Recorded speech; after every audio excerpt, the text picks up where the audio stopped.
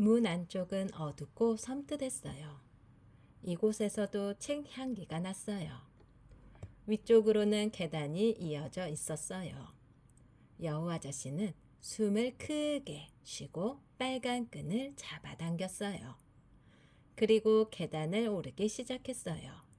한 계단, 한 계단.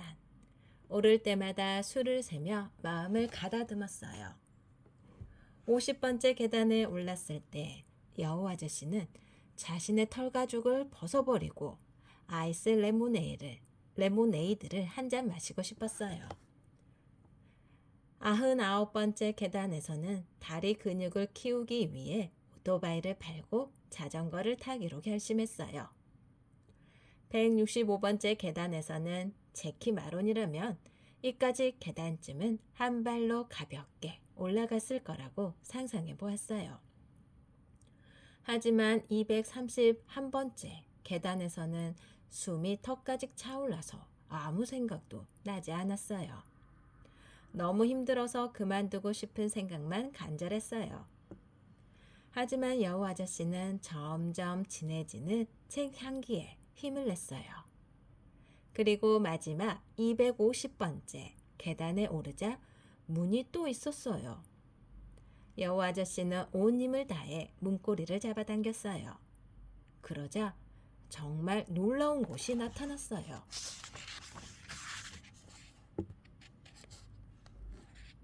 눈앞에 펼쳐진 것은 탐정 소설이 꽂힌 책꽂이, 아니 도서관이었어요.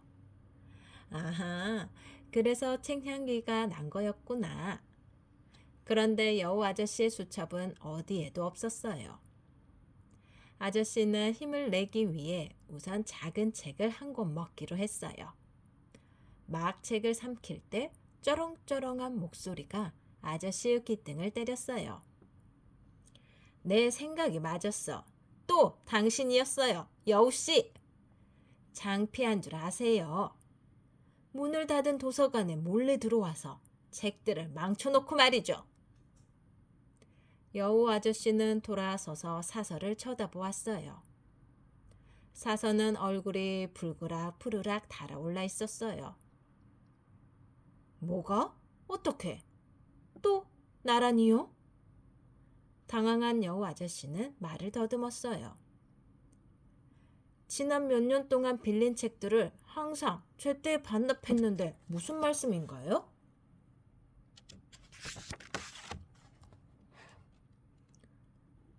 내가 무슨 말을 하는지 잘 알잖아요. 사서는 화가 나서 한껏 쏘아붙였어요. 우리 도서관에 몰래 들어와서 그때처럼 책을 먹었잖아요. 이번에는 잘게 갉아먹었더군요. 덕분에 이 책, 저 책에서 종이 조각이 쏟아져 도서관이나 책이나 모두 엉망이라고요. 그때 빛나리 씨가 빨간 끈을 잡아당기는 것 같았어요. 하지만 아저씨는 살아있다는 신호를 보낼 틈이 없었어요. 사서가 쉬지 않고 퍼부서대는 통에 정신이 나갈 지경이었으니까요.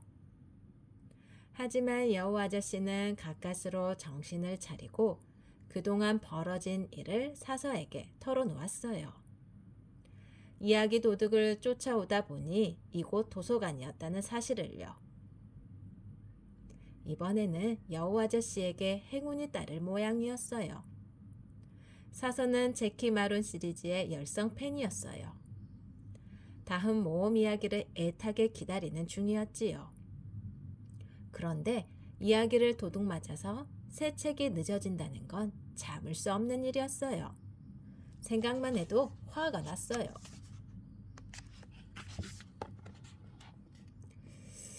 그 도둑이 여기 어딘가에 숨어 있을 거예요.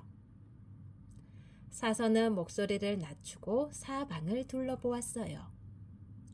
벌써 6시가 넘어 도서관은 문을 닫은 뒤였어요. 둘은 숨을 죽이고 가만히 귀를 기울였어요.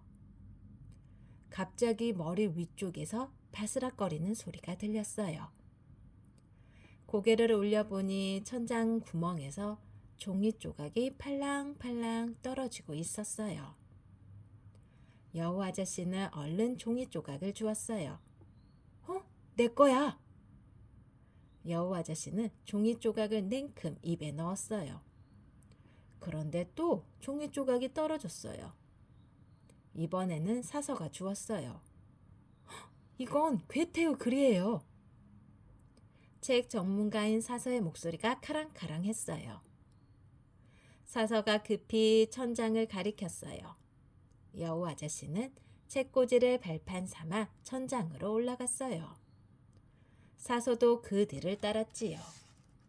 천장 위에는 정말 놀라운 광경이 펼쳐져 있었어요.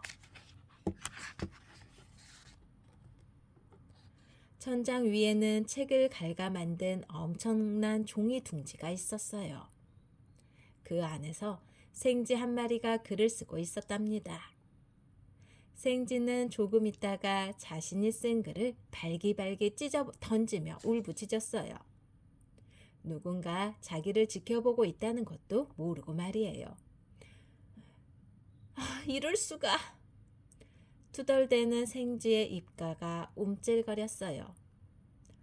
글 쓰는 게 그렇게 힘든 일인가? 아무리 머리를 굴려봐도 써지질 않아. 이럴 줄 알았으면 이깟 것들을 힘들게 옮겨올 필요 없었잖아. 지팡이 20개, 고장난 우산, 병뚜껑, 부러진 볼펜. 대체 이깟 게 어떻게 책이 된다는 거야?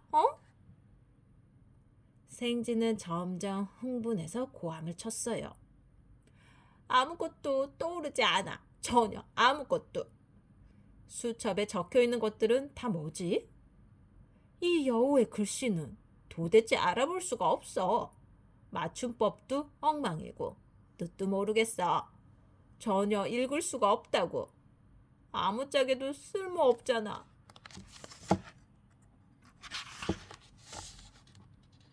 잔뜩 화가 난 생쥐는 여우의 수첩을 송곳니로 갈기갈기 물어뜯었어요.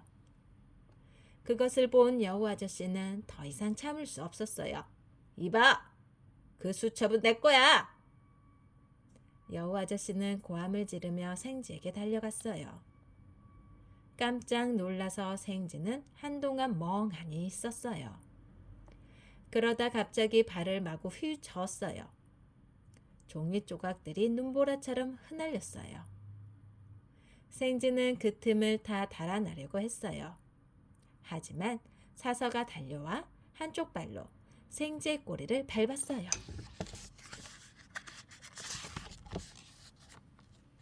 사서는 재빨리 생쥐를 붙잡았어요. 그리고 여우 아저씨의 배에 감겨있는 빨간 끈으로 생쥐를 단단히 묶었어요. 난 책을 내고 싶었단 말이에요. 여우씨, 당신처럼요. 그래서 난방도 안 되는 이 추운 천장에서 벗어나고 싶었어요. 생쥐는 발버둥치며 말했어요. 하지만 도대체 글이 써지지 않아요. 어떻게 써야 하는지도 모르겠어요. 당신이 창고에 보관한 수첩과 물건들. 대체 그걸로 어떻게 글을 쓰는 거예요? 생쥐의 이름은 몽털이었어요. 몽털 씨는 책을 내고 싶은 간절한 마음을 이야기했어요. 책을 좋아하지만 자신은 가난하다고요. 그래서 친척들이 종이와 먹물을 먹고 사는 자신을 비웃는다고요. 그런데 책을 내서 유명해지고 부자가 된 여우 아저씨의 기사를 보고 아저씨를 따라해 보기로 마음먹었다고 했어요. 책을 읽다 보면 글을 잘 쓸 수 있을 거라 생각했어요. 그런데 생각처럼 쉽지가 않았어요. 정말 어려운 일이었어요. 글을 잘 쓰려면 이야깃거리나 아이디어가 많아야 할 것 같았어요. 그래서 당신 창고에서 이야기와 아이디어를 잠시 가져온 거예요. 밤을 새워가며 날랐는데. 정말이에요. 다시 돌려주려고 했어요. 게다가 우리 도서관을 엉망으로 만들었고요. 사서는 차갑게 쏘아붙였어요. 여우 아저씨는 사서를 한쪽으로 비켜서게 했어요. 뭉털씨는 서럽게 울었어요. 안경 너머로 굵은 눈물방울이 뚝뚝 떨어졌어요. 그 눈물은 종이 조각과 여우 아저씨의 마음을 완전히 적셔버렸어요.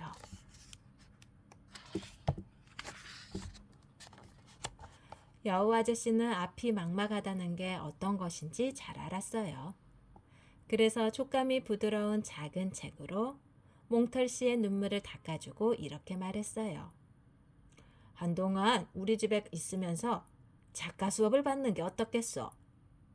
몽털 씨는 울음을 뚝 끊쳤어요. 사서도 자기 귀를 의심했어요.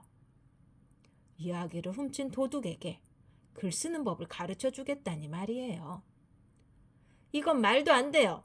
이 생쥐는 진짜 도둑이라고요. 사서는 단호하게 말했어요.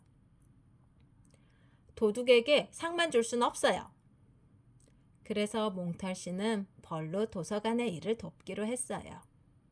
일주일에 3번 월, 화, 목요일에는 도서관 일을 돕고 나머지 요일에는 여우 아저씨의 집에서 글쓰기를 배우기로 했어요. 그리고 다 함께 몽털 씨가 훔쳐온 물건 중 아직 쓸만한 것을 골라 챙겼어요.